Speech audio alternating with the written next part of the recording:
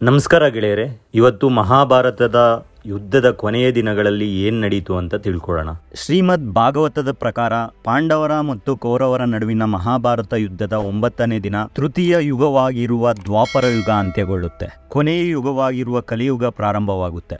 ಆದರೆ ಶ್ರೀಕೃಷ್ಣನ ಶಕ್ತಿಯ ಕಾರಣದಿಂದಾಗಿ ಕಲಿ ಸಂಪೂರ್ಣ ಭೂಮಿಯಲ್ಲಿ ಹರಡಿರಲಿಲ್ಲ ಮತ್ತು ಕುರುಕ್ಷೇತ್ರ ಯುದ್ಧ ಭೂಮಿಗೆ ಸೀಮಿತವಾಗಿತ್ತು. ಶ್ರೀಕೃಷ್ಣನ ನಿಧನದ ನಂತರ ಕಲಿಯುಗದ ಪೂರ್ಣ ಪರಿಣಾಮಗಳು ಪ್ರಾರಂಭವಾಗುತ್ತೆ. ಆದರೆ ಕೃಷ್ಣನಿಗೆ ಕಲಿಯುಗವು ಏನನ್ನು ತರಲಿದೆ ಎಂಬುದು ಚೆನ್ನಾಗಿ ತಿಳಿದಿತ್ತು. ಉದ್ಧವ ಗೀತಾ ಮತ್ತು ಶ್ರೀಮದ್ ಭಾಗವತದ ಪ್ರಕಾರ ಒಂದು ಬಾರಿ 4 ಪಾಂಡವರು ಅರ್ಜುನ, ಭೀಮ, ನಕುಲ ಮತ್ತು ಸಹದೇವ ಕಲಿಯುಗ ಹೇಗಿರುತ್ತೆ ಅಂತ ಕೃಷ್ಣನನ್ನು ಕೇಳ್ತಾರೆ. ಶ್ರೀಕೃಷ್ಣ ಮುಗುಳ್ನಕ್ಕು ಕಲಿಯುಗದ ಪರಿಸ್ಥಿತಿಯನ್ನು ತೋರಿಸಲು ನಿರ್ಧರಿಸ್ತಾನೆ. ಕೃಷ್ಣ ಧನಸ್ಸು ತೆಗೆದುಕೊಂಡು 4 ಬಾಣಗಳನ್ನು 4 ದಿಕ್ಕುಗಳಲ್ಲಿ ಬಿಟ್ಟು ಆ ಬಾಣಗಳನ್ನು ತೆಗೆದುಕೊಂಡು ಬರಲು ಪಾಂಡವರಿಗೆ ಹೇಳ್ತಾರೆ. 4 ಪಾಂಡವರು 4 ವಿಭಿನ್ನ ದಿಕ್ಕುಗಳಲ್ಲಿ ಬಾಣಗಳನ್ನು ತೆಗೆದುಕೊಂಡು ಬರಲು ಹೋಗ್ತಾರೆ. ಅರ್ಜುನ ತನ್ನ ಬಾಣವನ್ನು ತೆಗೆದುಕೊಂಡಾಗ ಅವನಿಗೆ ತುಂಬಾ ಸಿಹಿಯಾದ ಧ್ವನಿಯೊಂದು ಕೇಳಿಸುತ್ತೆ. ತಿರುಗಿ ನೋಡಿದಾಗ ಒಂದು ಕೋಗಿಲೆಯು ಸೊಗಸಾದ ಧ್ವನಿಯಲ್ಲಿ ಆಡ್ತಿದ್ರು ಒಂದು ಜೀವಂತ ಮೊಲದ ಮಾಂಸವನ್ನು ತಿನ್ನುತ್ತಿರುವುದನ್ನು ನೋಡ್ತಾನೆ. ಅರ್ಜುನ ಈ ದೃಶ್ಯದಿಂದ ಆಶ್ಚರ್ಯಚಕಿತನಾಗ್ತಾನೆ. ಭೀಮನು ಬಾಣವನ್ನು ತೆಗೆದುಕೊಂಡಾಗ ಅಲ್ಲಿ 5 ಬಾವಿಗಳನ್ನು ನೋಡ್ತಾನೆ. 4 ಬಾವಿಗಳು ತುಂಬಾ ಸಿಹಿಯಾದ ನೀರಿನಿಂದ ತುಂಬಿರ್ತವೆ. ಭೀಮನು ಈ ದೃಶ್ಯವನ್ನು ನೋಡಿ ಕೆಂಗೆಡ್ತಾನೆ. ಆದ್ರೆ 5 ಬಾವಿಗಳಲ್ಲಿ ಮಧ್ಯದ ಬಾವಿ ಸಂಪೂರ್ಣವಾಗಿ ಖಾಲಿಯಾಗಿರುತ್ತೆ. ನಕುಲನು ತನ್ನ ಬಾಣವನ್ನು ತೆಗೆದುಕೊಂಡು ಹಿಂತಿರುಗುತ್ತಿದ್ದಾಗ ಒಂದು ಹಸು ತನ್ನ ಆಕಳನ್ನ ತನ್ನ ನಾಲಿಗೆಯಿಂದ ಶುಭ್ರಪಡಿಸುತ್ತಿತ್ತು. ಆದರೆ ಆ ಆಕಳು ಸ್ವಚ್ಛವಾಗಿದ್ದರೂ ಸಹ ಹಸು ಶುಭ್ರಪಡಿಸುತ್ತಲೇ ಇತ್ತು. ತುಂಬಾ ಶುಭ್ರಪಡಿಸಿದ್ರಿಂದ ಆಕಳಿನ ಚರ್ಮ ಕಿತ್ತು ಬಂದು ಆಕಳು ಗಾಯಗೊಂಡಿತ್ತು. ನಕುಲನು ಈ ದೃಶ್ಯವನ್ನು ನೋಡಿ ನಿರಾಸೆಗೊಳ್ತಾನೆ. ಸಹದೇವನು ಬಾಣವನ್ನು ಒಂದು ಪರ್ವತದ ಬಳಿ ತಗೊಳ್ತಾನೆ. ಅಲ್ಲಿ ಒಂದು ದೊಡ್ಡ ಬಂಡೆ ಬೀಳ್ತಿರೋದನ್ನ ನೋಡ್ತಾನೆ. ಆ ಬಂಡೆಯು ದಾರಿಯಲ್ಲಿದ್ದ ಬಂಡೆಗಳನ್ನ, ದೊಡ್ಡ ಮರಗಳನ್ನ ಬೀಳಿಸ್ತಿತ್ತು. ಆದರೆ ಅದೇ ಬಂಡೆಯು ಒಂದು ಸಣ್ಣ ಗಿಡದಿಂದ ತಡೆದು ನಿಲ್ಲುತ್ತೆ.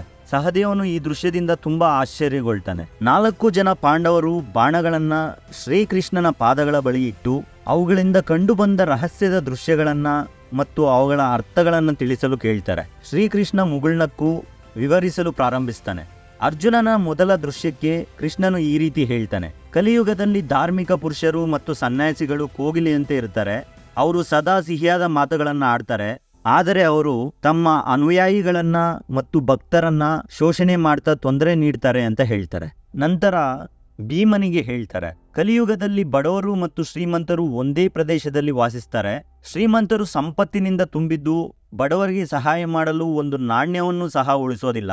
ಅದೇ ರೀತಿ ಚದುರಿದ ಬಾವಿಯಿಂದ ಒಣಬಾವಿಗೆ ನೀರಿನ ಬಿಂದು ಸಹ ಬೀಳೋದಿಲ್ಲ ಅಂತ ಹೇಳ್ತಾರೆ. ಶ್ರೀಕೃಷ್ಣ ನಕುಲನನ್ನ ನೋಡಿ ಹೇಳ್ತಾರೆ, ಕಲಿಯುಗದಲ್ಲಿ ಪೋಷಕರು ತಮ್ಮ ಮಕ್ಕಳನ್ನ ತುಂಬಾ ಪ್ರೀತಿಸ್ತಾರೆ. ಆದರೆ ಇದರಿಂದಾಗಿ ಅವರ ಮಕ್ಕಳ ಬಾಳನ್ನ ಅವರ ಕೈಯಿಂದಲೇ ಹಾಳು ಮಾಡ್ತಾರೆ ಅಂತ ಹೇಳ್ತಾರೆ. ಶ್ರೀಕೃಷ್ಣ ಸಹದೇವನು ಕಂಡ ದೃಶ್ಯವನ್ನು ವಿವರಿಸುತ್ತಾ, ಕಲಿಯುಗದ ಜನರು ತಮ್ಮ ನಾಶದತ್ತ ಹರಿದು ಹೋಗುತ್ತಾರೆ. ನೀನು ಕಂಡ ದೃಶ್ಯದಲ್ಲಿ ದೊಡ್ಡ ಮರಗಳು ಜೀವನದ ಆಸ್ತಿ, ಸಂಬಂಧಗಳು, ಕುಟುಂಬ, ಸ್ನೇಹಿತರು ಮತ್ತು ಸಂಪತ್ತುಗಳ ಸಂಕೇತ. ಇವುಗಳಲ್ಲಿ ಯಾವುದೂ ಅವರ ನಾಶವನ್ನು ತಪ್ಪಿಸಲು ಸಹಾಯ ಮಾಡುವುದಿಲ್ಲ. ಸಣ್ಣ ಗಿಡವು ದೇವರ ಹೆಸರಿನ ಸಂಕೇತ. ದೇವರ ಹೆಸರನ್ನು ಸ್ಮರಿಸುವ ಪ್ರಾರ್ಥನೆ ಅವರನ್ನು ಈ ನಾಶದಿಂದ ತಪ್ಪಿಸುತ್ತೆ ಅಂತ ಹೇಳ್ತಾರೆ. ಬ್ರಹ್ಮವೈವರ್ತ ಪುರಾಣದಲ್ಲಿಯೂ ಕೂಡ ಕೃಷ್ಣ ಮತ್ತು ಗಂಗಾದೇವಿಯ ನಡುವಿನ ಸಂವಾದವು ಕಲಿಯುಗದ ಮೊದಲ 10,000 ವರ್ಷಗಳ ಕುರಿತು ವಿವರಿಸುತ್ತದೆ. ಈ ಸಂವಾದದಲ್ಲಿ ಗಂಗಾದೇವಿ ಕೃಷ್ಣನನ್ನು ಕೇಳ್ತಾರೆ, ಕಲಿಯುಗದಲ್ಲಿ ನನ್ನ ಪರಿಸ್ಥಿತಿ ಏನಾಗುತ್ತೆ ಅಂತ. ಶ್ರೀಕೃಷ್ಣ ಗಂಗಾದೇವಿಗೆ ಮೊದಲು 5,000 ವರ್ಷಗಳ ಕಾಲ ಭೂಮಿಯಲ್ಲಿರುವಂತೆ ಆಜ್ಞಾಪಿಸ್ತಾರೆ. ಕಲಿಯುಗದಲ್ಲಿ ದೇವರು ಭೂಮಿಯ ಮೇಲೆ ಮೊದಲ 10,000 ವರ್ಷಗಳ ಕಾಲ ಉಳಿಯುತ್ತಾರೆ. ಈ ಸಮಯದಲ್ಲಿ ದೇವರ ಪ್ರತಿಮೆಗಳು ಮತ್ತು ಪುರಾಣಗಳ ಹೊರತಾಗಿ ಶ್ರೀಮದ್ ಭಾಗವತವನ್ನು ಸಹ ಪೂಜಿಸಲಾಗುತ್ತೆ ಅಂತ ಹೇಳ್ತಾರೆ. ಆದರೆ ಮೊದಲ 10,000 ವರ್ಷಗಳ ನಂತರ ಜಗತ್ತು ತನ್ನ ಸತ್ಯ ಮಾರ್ಗವನ್ನು ಕಳೆದುಕೊಳ್ಳುತ್ತೆ ಮತ್ತು ಜನರು ಭ್ರಷ್ಟರಾಗುತ್ತಾರೆ. ಜನರು ಧರ್ಮ ಮತ್ತು ಭೂಮಿಗಾಗಿ ಚಿಕ್ಕ ವಿಷಯಗಳ ಮೇಲೆ ಹೋರಾಟ ಮಾಡ್ತಾರೆ. ರೋಗಗಳು ಮತ್ತು ತೊಂದರೆಗಳು ಪ್ರತಿ ಮನುಷ್ಯನನ್ನು ಕಾಡ್ತವೆ.